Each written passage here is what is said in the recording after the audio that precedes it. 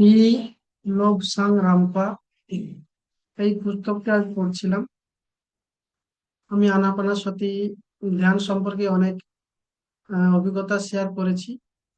তো ও বিষয়ে পড়াশোনা চালিয়ে যাচ্ছিলাম, তো আজকে মনে হলো যে লোবসাং রামপা এই বইটি খুব জনপ্রিয় এবং এটি পড়ে অনেকের লাইফ পরিবর্তন হয়েছে। সো আমি এটা পিডিএফ আকারে ডাউনলোড করে পড়ছিলাম। পড়তে পড়তে আমি কিছু জিনিস জানতে পেরেছি, সেটা আপনাদের সম্মুখে উপস্থাপন করছি। সেটা হলো যে আনাপানাসতি ধ্যানে আমরা যে বলি কসমিক কসমিক এনার্জি আমাদের ব্রহ্মরন্ধ্রে ঢুকছে, আমরা যে অনুভবগুলো পাই, ক্লিয়ার ভয়েন্স, ক্লিয়ার অডিয়েন্স, এসব বিষয় নিয়ে কথা বলেছি। সেগুলো সাইন্টিফিক ভাবে বিষয়টা কি সেটা আজকে আপনাদেরকে আহ জানানোর জন্য আজকে ভিডিওটা বানাচ্ছি। সেটা হলো যে দেখুন, টি লবসাং রামপা আধ্যাত্মিক বিদ্যার এই বইটি উনি বলেছেন। এখানে উনি কয়েকটা জিনিস উল্লেখ করেছেন যেটা আমার খুব টাচ করেছে আমার মনের মধ্যে। সেটার কারণে আমি চ্যাট জিপিটি দিয়ে এটা নিয়ে একটু আহ জানার চেষ্টা করছিলাম। জানতে গিয়ে বেশ কিছু সহজ সরল এবং মেনে নেওয়ার মতো তথ্য সামনে এসেছে, সেটা আপনাদেরকে পড়ে শোনাবো, দেখাচ্ছি। এখানে উনি পুরো বইটা, এখানে বইটা আছে লেখকের। হ্যাঁ, তো আমাকে যেটা টাচ করেছে আমি সে লাইনটা পড়ে শোনাবো।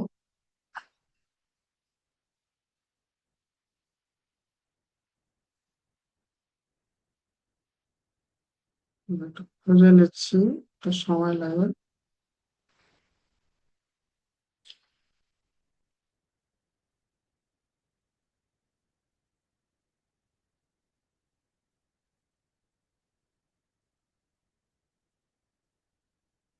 তো এখানে একটা জিনিস দেখুন, যে উনি বলেছেন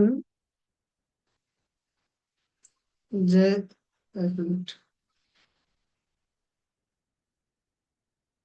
জীবন কি? প্রকৃতপক্ষে যা কিছুর অস্তিত্ব আছে সবই জীবন। দেখুন উনি এখানে পরিষ্কার বলছেন এই লাইনটা, প্রকৃতপক্ষে যা কিছুর অস্তিত্ব আছে সবই জীবন। এমনকি যে প্রাণীকে আমরা সাধারণত মৃত বলি, সেও জীবিত।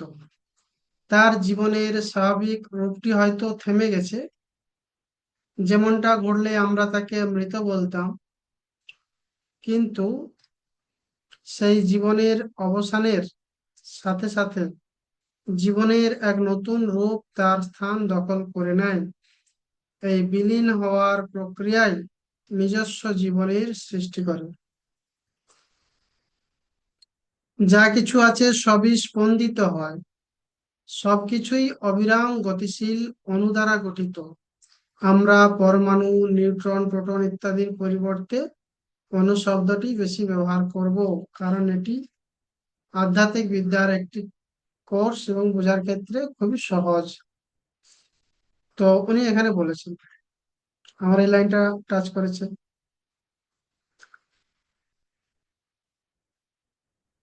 এইখানে দেখুন, পরমাণু হলো একটি ক্ষুদ্র সৌরজগতের মতো। পরমাণুর কেন্দ্রটি আমাদের সৌরজগতের সূর্যের প্রতিনিধিত্ব করে। এই সূর্যের চারপাশে ইলেকট্রনগুলো ঠিক যেভাবেই সেভাবেই ঘোরে, যেভাবে আমাদের সৌরজগতের গ্রহগুলো আবর্তন করে। এই প্রসঙ্গে বলতে গিয়ে উনি একটা জায়গায় বলেছেন যে ভূত শব্দটি আসবে। সে তার মানুষ হচ্ছে, মানুষের দেহ, মানুষ হচ্ছে একটা গতিশীল অণু দিয়ে তৈরি, উচ্চ গতিশীল অণু দিয়ে, পরমাণু দিয়ে তৈরি। তো অণু কথাটা উনি বেশি ইউজ করতে চাইছেন, তাই জন্য আমি অণু বললাম। তো ভূতের দেহ মানে অণু, যে অণুগুলো আছে সেগুলো খুবই গ্যাপ গ্যাপ আছে তার অণুর মধ্যে। তাই তার দেহ, এই দেওয়ালের যে অণুগুলো আছে তার ভেতর থেকে সে প্রবেশ করতে পারে, ফাঁকা আছে, দেওয়ালের মধ্যেও ফাঁকা রয়েছে। তাই ভূত বা আত্মা যে কোনো জায়গায় উপস্থিত হতে পারবে। মানুষ হলো দ্রুত, এই দেখুন এই লাইনটা সরে যাও। মানুষ হলো দ্রুত ঘূর্ণায়মান অণুর সমষ্টি। মানুষকে নিরেট বলে মনে হয়, মাংস হাড়ের ভেতর দিয়ে আঙ্গুল চালানো সহজ নয়। তবু এই নিরেট রূপটি একটি বিভ্রম, যা আমাদের উপর চাপিয়ে দেওয়া হয়েছে, কারণ আমরাও মানব জাতি। অসীম ক্ষুদ্র একটি প্রাণীর কথা ভাবুন, যে একটি মানব দেহ থেকে দূরে দাঁড়িয়ে সেটির দিকে তাকাতে পারে। প্রাণীটি দেখবে ঘূর্ণায়মান। ঠিক আছে, এখানে অনেকে ব্যাখ্যা করেছেন অনেক কিছু।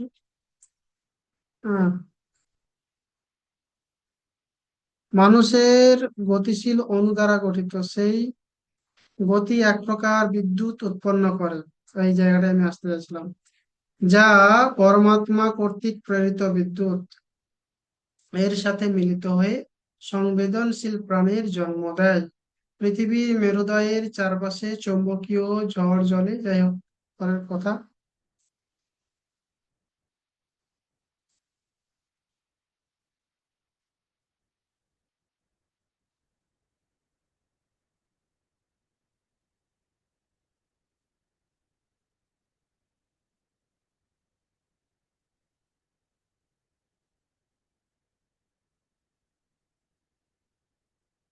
মস্তিষ্ক নিজেই বিদ্যুৎ উৎপন্ন করতে পারে, বিদ্যুৎ উৎপন্ন করে। তাহলে দেখুন, এখানে বলছে মস্তিষ্ক নিজেই বিদ্যুৎ উৎপন্ন করে। তো আমরা যখন আনাপানাসতি ধ্যানে এইভাবে বসি, আমাদের পুরো দেহটা যেহেতু অণু, তো আমাদের মধ্যে বিদ্যুৎ প্রবাহ আছে। এটা বর্তনী খোলা আছে মনে করুন, বর্তনীটা ক্লোজ করলাম, বায়ু ওইভাবে ক্লোজ করলাম। তাহলে বর্তনী ক্লোজ হলে ওই সার্কিটের মধ্যে মধ্যে দিয়ে আমরা যদি একটা সার্কিট হয়ে যায়, তাহলে এর মধ্য থেকে অণুগুলো বারবার আবর্তন করছে। তো ইলেকট্রিসিটি এবং আমাদের থিঙ্কিং লেভেলটা, আমরা জিরো থটে যখন যাচ্ছি তখন ওই ইলেকট্রিকটাকে আমরা অনুভব করতে পারি। এবং আমাদের আহ বিভিন্ন কলাকোষে কোথায় কি ঘটছে, স্নায়ুমণ্ডলে কোথায় কি ঘটছে, শরীরের ইনার কি ভয়েস, আওয়াজ, সেগুলো আমরা অনুভব করতে পাই, শুনতে পাই। তো এরপরে নেক্সট আমি যাচ্ছি, যেটা সেটা হলো, এখানে আমি এটা ছাড়ছি। নেক্সট আমি যাচ্ছি, আমি চ্যাট জিপিটি থেকে কিছু জিনিস সংগ্রহ করেছি, সেটা আমাদের দেখাতে চাই। হুম,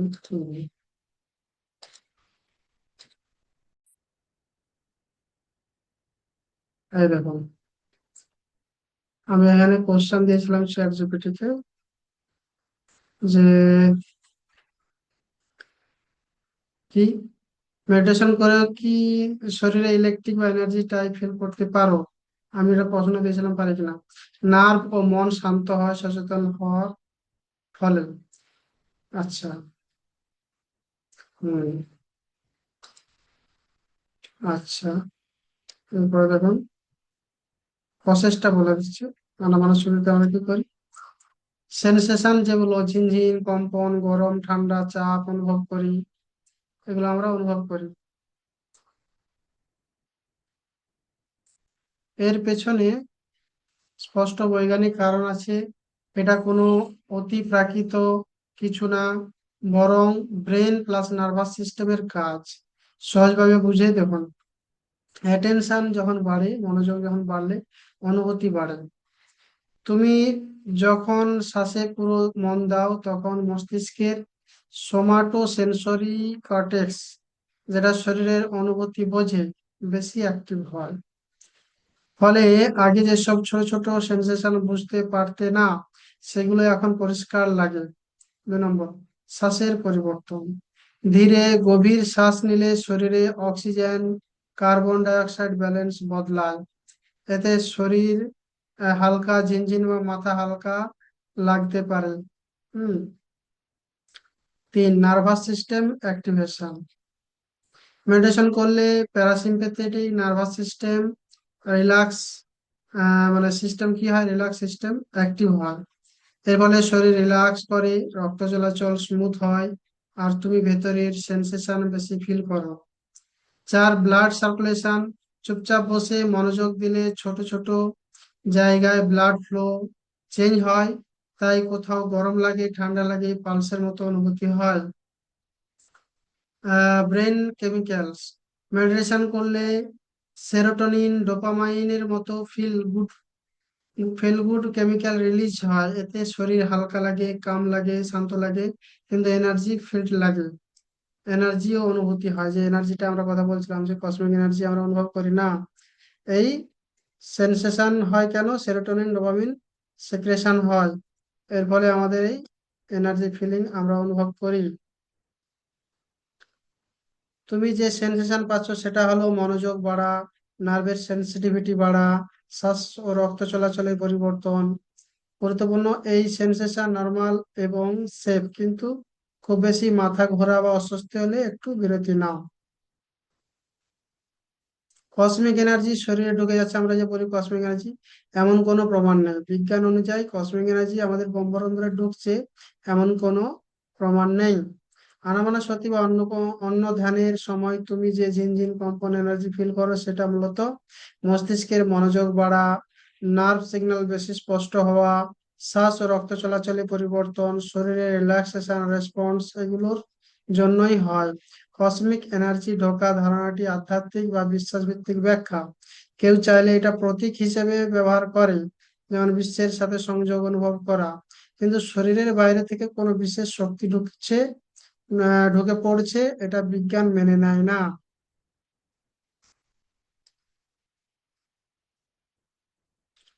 তবে একটা জিনিস সত্যি, ধ্যান করলে তুমি নিজের ভেতরের অনুভূতি অনেক বেশি গভীরভাবে বুঝতে পারো, যেটা অনেক সময় এনার্জি ফ্লো মনে হয়। তাই তুমি এভাবে ভাবতে পারো, বৈজ্ঞানিক দিক এটা তোমার নিজের বডি মাইন্ডের কাজ, আধ্যাত্মিক দিক এটা ইনার অ্যাওয়ারনেস বা এনার্জি ফিল বলে ধরা হয়। যদি তুমি ল অফ অ্যাট্রাকশন প্র্যাকটিস করো, তাহলে কসমিক এনার্জিকে সিম্বলিক পাওয়ার বা বিলিভ টুল হিসেবে ব্যবহার করতে পারো, বাট বাস্তবে এটা শরীরে ঢুকে যাচ্ছে সেটা ধরে নেওয়া ঠিক না। ঠিক আছে। তারপরে আমরা যে ওই অবস্থায় বিভিন্ন রকম জিনিস দেখতে পাই, আওয়াজ শুনতে পাই, সে সম্পর্কে দেখুন। তুমি যেটা বলছো, আমি প্রশ্ন দিয়েছিলাম, আমাকে বলছে ধ্যানের সময় ভিজুয়াল ছবি দেখা, অডিও কিছু শুনতে পাই, ভিজুয়াল কিছু দেখতে পাই, মেসেজ পাই, এগুলো কি? এগুলো বৈজ্ঞানিক ব্যাখ্যা কি আছে? এগুলো এগুলো সাধারণভাবে মনের তৈরি অভিজ্ঞতা হিসেবে ধরা হয়, বাইরের কোনো বার্তা নয়, মনই এগুলো তৈরি করছে, ক্রিয়েট করছে। সহজভাবে বুঝো, ব্রেন ইমাজিনেশন এবং মেমোরি অ্যাক্টিভেশন। ধ্যানের সময় মন শান্ত হলে ব্রেনের ভেতরের স্মৃতি, কল্পনা, অবচেতন চিন্তা উঠে আসে, তাই হঠাৎ ছবি, দৃশ্য বা শব্দ দেখতে পাই বা মনে হতে পারে। হাইপোজৈগিক স্টেট, হাইপোজৈগিক স্টেট ঘুম আর জাগরণের মাঝামাঝি অবস্থা, না ঘুম না জেগে থাকা, এই মাঝামাঝি অবস্থায় গভীর ধ্যানে তুমি অনেক সময় এমন অবস্থায় যাও যেখানে মানুষ স্বপ্নের মতো ছবি বা শব্দ দেখতে বা শুনতে পারে, কিন্তু পুরো ঘুমায় না। ইন্টারনাল অডিটরি প্রসেসিং, যে কথা শোনার অনুভূতি হয় সেটা সাধারণত নিজের মনের ভেতরের ইনার ভয়েস বা ব্রেনের ল্যাঙ্গুয়েজ সেন্টার অ্যাক্টিভ হওয়া। ভিজুয়াল ইফেক্ট কি? যদি তুমি আগে থেকেই এনার্জি, লাইট বা কিছু এক্সপেক্ট করো, ব্রেন সেই অনুযায়ী ছবি বানাতে শুরু করে। দেখুন, সবই আমাদের মনের ইমাজিনেশন, সূক্ষ্ম লেভেলে এগুলো হয়। আমি কে বলে আমি তো ইমাজিন করিনি না। তো ব্রেন সেই অনুযায়ী ছবি বানাতে শুরু করে। ধ্যানের আসল নিয়ম কি বলে? বিশেষ করে বিপাশনা বা আনাপানাসতিতে বলা হয় এইসব ইমেজ, সাউন্ড, মেসেজ ইগনোর করতে হবে, শুধু শ্বাস আর সেন্সেশন অবজার্ভ করতে হবে, কারণ এগুলো স্থায়ী না, মনকে ডিস্টার্ব করে, আসল অ্যাওয়ারনেস থেকে দূরে নিয়ে যায়। গুরুত্বপূর্ণ নোটস, এগুলো স্বাভাবিক, ভয় পাওয়ার কিছুই নেই, কিন্তু এগুলোকে রিয়েল মেসেজ বা কসমিক সিগন্যাল ভাবা ঠিক না। সংক্ষেপে, তুমি যা দেখছো, শুনছো, মনের তৈরি অভিজ্ঞতা, ব্রেন অ্যাক্টিভিটি, বাইরের কেউ মেসেজ দিচ্ছে না বা এমন প্রমাণ নেই। তো এইটা আমি আজকে, আচ্ছা, তারপরে এই যে আমরা বলি ক্লিয়ার ভয়েন্স, ক্লিয়ার অডিয়েন্স, এই শব্দগুলো আমরা পড়েছি আহ আধ্যাত্মিক বিজ্ঞান বই। এই শব্দগুলো সাধারণত আধ্যাত্মিক জগতে ব্যবহার করা, মানে ধর্ম ব্যবহার করা হয়। মানে ধরা হয় কেউ নাকি বাইরের থেকে কোনো অদৃশ্য উৎস থেকে কথা শুনতে পায়, কিন্তু বৈজ্ঞানিকভাবে এটা এভাবে ব্যাখ্যা করা হয়, ইনার ভয়েস, মনের ভেতরের কথা। আমরা সবাই নিজের মনে কথা বলি, এটাকে বলে ইনার স্পিচ। ধ্যানের সময় মন শান্ত হলে এই ভেতরের আওয়াজটা বেশি পরিষ্কার শোনা যায়, তাই মনে হয় বাইরে থেকে কেউ যেন কথা বলছে বা আসছে এই সমস্ত। তো অডিটরি হ্যালুসিনেশন, শ্রবণ ভ্রম। কখনো কখনো ব্রেন এমন ভাবে সিগন্যাল তৈরি করে যে আসলে কোনো শব্দ না থাকলেও শব্দ শোনার মতো লাগে। এটা ক্লান্তি, গভীর কনসেন্ট্রেশন বা স্ট্রেসের সময় হতে পারে। হিপনোজৈগিক এক্সপিরিয়েন্স, ঘুম আর জাগরণের মাঝামাঝি অবস্থায় অনেকেই স্পষ্ট শব্দ শোনা, স্পষ্ট শব্দ বা ভয়েস শুনতে পায়, এটা খুবই কমন ব্যাপার। মেডিটেট মেডিটেশন ইফেক্ট, গভীর ধ্যানে ব্রেনের সেন্সরি ফিল্টার কমে যায়। গভীর ধ্যানের সময় ব্রেনের সেন্সরি ফিল্টার কমে যায়, তাই ছোট ছোট ইন্টারনাল সিগন্যালও বড় হয়ে অনুভব হয়। গুরুত্বপূর্ণ বোঝা দরকার, ক্লিয়ার অডিয়েন্স বা বাইরের কসমিক ভয়েস এর কোনো সাইন্টিফিক প্রমাণ নেই। বেশিরভাগ ক্ষেত্রে এটা নিজের ব্রেনের তৈরি অভিজ্ঞতা। তাহলে কিভাবে নেবে? ভয় পেও না, এটা অনেকেরই হয়। এটাকে স্পিচ পাওয়ার ধরে নিলে ভুল পথে যেতে পারো, আর এটাকে স্পেশাল পাওয়ার ধরে নিলে ভুল পথে যেতে পারো। ধ্যানে থাকলে শুধু অবজার্ভ করো, অ্যাটাচ হয়েও না। যদি ভয়েস গুলো বারবার জোরে আসে, ডিস্টার্ব ফিল হয়, তাহলে কন্ট্রোল করতে না পারো, তাহলে অবশ্যই ডক্টরের সহায়তা নিতে হবে। ক্লিয়ার অডিয়েন্স মানে কি হলো? ব্রেন প্লাস মাইন্ডের ভিতরের সাউন্ড এক্সপিরিয়েন্স, বাইরের সিগন্যাল না। ঠিক আছে, তো এটা আজকে ডিকোড করার জন্য ভিডিওটা বানালাম। সো আশা করি আপনাদের বৈজ্ঞানিকভাবে তথ্যটা আপনারা পেলেন। এই ভিডিওটা বেশি বেশি শেয়ার করবেন, লাইক করবেন, তাহলে মানুষের কাছে সত্যিটা পৌঁছাবে। Thank you.